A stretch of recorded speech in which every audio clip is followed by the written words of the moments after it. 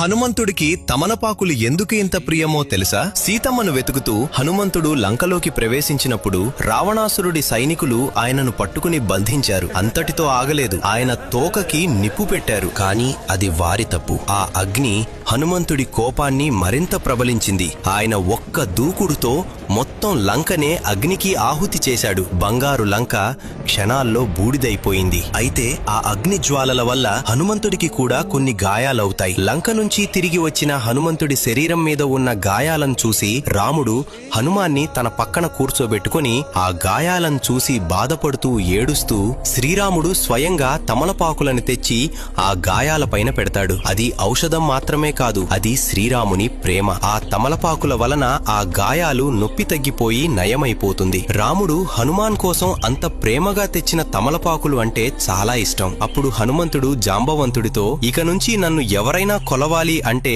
ఈ తమలపాకులతో ఒక మాల చేసి అర్పిస్తే వాళ్లను నేను అనుగ్రహిస్తాను, వారి కష్టాలను దూరం చేస్తాను, నా కోసం తమలపాకులు తెచ్చిన వారిని నేను రాముడిలా భావిస్తాను అని చెబుతాడు. మీరెప్పుడైనా హనుమాన్కి తమలపాకులు అర్పించారా? జై